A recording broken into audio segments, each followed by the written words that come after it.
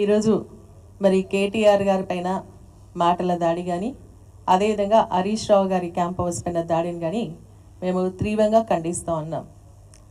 మరి ఈరోజు మనం వీరిద్దరి పైన ఎందుకు అటాక్ జరుగుతుందనేది కూడా మనం ఒక్కసారి గమనించాల్సినటువంటి అవసరం ఉంది. ఎందుకంటే మొన్న జరిగినటువంటి శాసనసభలో మరి హరీష్ రావు గారు కానీ కేటీఆర్ గారు కానీ మరి ప్రభుత్వ వైఫల్యాలను ఎత్తి చూపి ప్రజలకన్నీ కూడా వాస్తవాలను చెప్పడం జరిగింది. కాబట్టి మరి అసెంబ్లీలో బీఆర్ఎస్ పార్టీది పై చేయి కాంగ్రెస్ పార్టీ విఫలమైందన్న ఆలోచనతో వీరిద్దరి పైన అటాక్ జరిగితే మాకు ఇంకా ఎదురు లేదు అన్నట్టుగా మరి కాంగ్రెస్ పార్టీ తీరు స్పష్టంగా మనకు రాష్ట్రంలో కనిపిస్తూ ఉంది. ఈరోజు మనం చూసుకున్నట్టయితే మరి ఏదైనా ఇప్పుడు చెప్పినట్టుగా మాట్లాడుతున్నప్పుడు కొన్ని సందర్భాల్లో వాస్తవాలు చెప్తున్నారు. కేటీఆర్ గారు మనం చెప్పడం కూడా ఏం జరిగిందంటే బస్లలో ఇట్లా జరుగుతుంది, ఈ విధంగా జరిగింది అని చెప్తూ మళ్ళీ మీ ఇష్టం, మీరు ఏం చేసుకున్నా సరే, ఇట్లా చేసినా సరే అని చెప్పేసి ఒక మాట దొల్లడం జరిగింది. ఆ దొర్లిన మాటకు ఇమీడియట్గా మరి మహిళల గౌరవాన్ని కించపరిచినట్టు అవుతుందనో లేకుంటే వారికి మనోభావన దెబ్బతింటుందన్న ఒక ఆలోచనతో సారీ చెప్పడం కూడా జరిగింది. దాన్ని దృష్టిలో పెట్టుకొని రాజకీయ లబ్ధి పొందడానికి ఈరోజు మన మహిళా మంత్రులు కానీ రాష్ట్రంలో ఉన్నటువంటి కాంగ్రెస్ పార్టీ నాయకులు కానీ మరి దాన్ని ఎత్తి చూపి దానిపైన మరి యాక్టివిటీస్ చేయడం నిజంగా కూడా మరి తెలివి తక్కువతనానికి నిదర్శనం అని చెప్పేసి తెలియజేస్తా ఉన్నాను. మరి ఆ రోజు మరి ముఖ్యమంత్రి గారు, ఉప ముఖ్యమంత్రి గారు, ఎందుకంటే సారీ చెప్పడంలో మనమేం తక్కువగా, మన ఔన్నత్యం పెరుగుతుంది, అదేవిధంగా మనిషి యొక్క విలువ గౌరవం కూడా పెరుగుతుంది. మరి ఈరోజు కేటీఆర్ గారు చేసింది అది. మరి అదేవిధంగా ఆ రోజు అసెంబ్లీలో మా కౌశిక్ రెడ్డి గారు, సీతక్క గారు అన్నటువంటి సందర్భంలో ఇమీడియట్గా అందరం కూడా రియాక్ట్ అయ్యి ఆయనతో కూడా సారీ చెప్పించడం జరిగింది.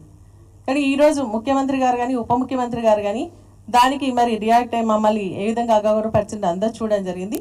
సో దాన్ని మళ్ళీ ఇమీడియట్గా వారు ఏమన్నా సారీ చెప్తారేమో మేము కూడా ఆలోచన చేసి సెకండ్ డే చూసినా కూడా వారు చెప్పలేదు. అంటే వారి యొక్క విలువ, వారి యొక్క గౌరవాన్ని వారి కించపరచుకోవడం జరిగింది. అది వారి విజ్ఞతకే వదిలేయడం జరుగుతుంది. కానీ ఏదైనా ఈరోజు ఈ విధంగా ఏంటంటే కాంగ్రెస్ పార్టీకి సంబంధించినటువంటి నాయకులు కానీ ప్రభుత్వం కానీ బీఆర్ఎస్ పార్టీ నాయకుల పైన అటాక్ చేయడం ఒక పొరపాటిగా మరి సాగుతున్నది. నియోజకవర్గాల్లో కూడా ఇవి జరుగుతూనే ఉన్నాయని చెప్పేసి కూడా నేను తెలియజేస్తున్నాను. ఇది మంచి పద్ధతి కాదు అని చెప్పేసి కూడా వారిని హెచ్చరిస్తా ఉన్నాను. ఇప్పుడు రుణమాఫీకి విషయంలో కూడా మరి ప్రభుత్వం పూర్తిగా వైఫల్యం చెందడం జరిగింది. రుణమాఫీ ఏంటంటే ఏకకాలంలో చేస్తామని చెప్పేసి చెప్పినటువంటి వాళ్ళు ఈరోజు 3 ఇన్స్టాల్మెంట్స్లో చేయడం జరిగింది.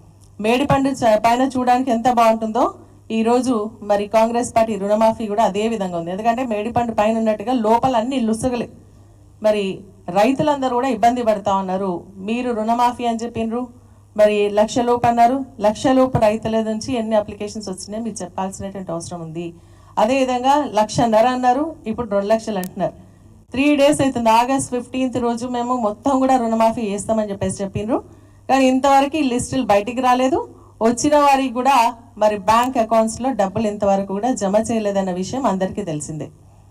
ఈరోజు మా నర్సాపూర్ నియోజకవర్గం పొద్దు నుంచి నాకు కాల్స్ వస్తూ ఉన్నాయి. మరి ఈరోజు చాలామంది ఏంటంటే మాకు ఇంకా రుణమాఫీ కాలేదు, కొంతమందికి అయింది, మరి కారణాలు కూడా చెప్పలేదు అని చెప్పేసి అంటున్నారు. రైతులందరూ కూడా ఏంటంటే పాస్బుక్స్ పెట్టుకొని మరి ఆ రోజు ఏమన్నారంటే ఒక రేషన్ కార్డుకు మాత్రమే మేము రుణమాఫీ అన్నారు. మళ్ళీ మేమందరం గట్టిగా మాట్లాడేవారు కాదు పాస్బుక్ అన్నారు. ఈరోజు పాస్బుక్ కాకుండా ఒక రేషన్ కార్డుకు 2 lakhs మాత్రమే మాఫీ చేస్తున్నారనే విషయం వాస్తవం కాదా మరి అని మేము అడుగుతా ఉన్నాం. ఏకకాలంలో కాదు 3 ఇన్స్టాల్మెంట్స్ చేస్తున్నారు. డెడ్ లైన్ కూడా కంప్లీట్ అయిపోయింది. మరి ప్రభుత్వమే రైతులకు క్షమాపణ చెప్పాలి. ఈరోజు హరీష్ రావు గారిని మీరు రాజీనామా చేయమని చెప్పేసి అడుగుతా ఉన్నారు. ఎందుకు అడుగుతున్నారు? రుణమాఫీ చేసినాం. ఒకవేళ హరీష్ రావు గారు, మాకు ఇప్పుడు అనుమానం వస్తుంది ఏంటంటే హరీష్ రావు గారు మరి నిజంగా నేను రుణమాఫీ చేయకపోతే 6 గ్యారంటీలు 13 హామీలు చేయకపోతే మరి రాజీనామా చేస్తున్నారు కదా, ఆయన రాజీనామా చేస్తున్నారు కాబట్టి ప్రభుత్వం ఈరోజు రుణమాఫీ వేసిందా అన్నట్టుగా కనిపిస్తూ ఉంది. ఎందుకంటే ఈరోజు వాళ్ళందరూ ఏంటంటే రుణమాఫీ పైన రైతులకు ఎంతమందికి లాభమైంది, ఇంకా ఎంతమందికి రైతులకు మరి రుణమాఫీ కావాల్సి ఉంది అనే లెక్కలు తీసే బదులు హరీష్ రావు గారు రాజీనామా చేయండి, హరీష్ రావు గారు రాజీనామా చేయండి అని చెప్పేసి మాట్లాడుతున్నారే తప్ప వాస్తవంగా మీరు నియోజకవర్గంలో ఉన్నటువంటి మీ శాసనసభ్యులు, పోనీ మేము బీఆర్ఎస్ పార్టీ శాసనసభ్యులు మీరు ఎట్లాగో మమ్మల్ని వేరుగా చూస్తూ ఉన్నారు, కానీ మీ వాళ్ళు మీ కాంగ్రెస్ పార్టీ ఎమ్మెల్యేలు ఉన్నటువంటి నియోజకవర్గంలో ఉన్నటువంటి ఎమ్మెల్యేలను అడగండి, చెప్తారు రైతులు ఏ విధంగా బాధపడుతున్నారు అనే విషయాన్ని మరి స్పష్టంగా తెలుసు. ఎందుకంటే వాళ్ళు బ్యాంకుల చుట్టూ తిరుగుతున్నారు ఈరోజు పాస్బుక్ బుక్ పట్టుకొని, అదేవిధంగా ఎంఆర్ ఆఫీస్ల చుట్టూ తిరుగుతున్నారు, ఆధార్ కార్డులు పెట్టుకొని అగ్రికల్చర్ ఆఫీస్ చుట్టూ తిరుగుతూ ఉన్నారు. బ్యాంకులలో మాత్రం డబ్బులు జమ కాలేదు. దయచేసి బీఆర్ఎస్ పార్టీ నాయకులపైన అటాక్ చేసేటువంటి మీ సమయాన్ని మీరు మీ రెవ్యూ ద్వారా రైతు రుణమాఫీ పైన, రాష్ట్రంలో జరుగుతున్నటువంటి మహిళల పైన జరుగుతున్నటువంటి అత్యాచారాల పైన పెట్టి ఉంటే మరి రాష్ట్రం బాగుపడుతుంది అని చెప్పేసి కూడా నేను ఈ సందర్భంగా మరి ప్రభుత్వానికి తెలియజేస్తా ఉన్నా.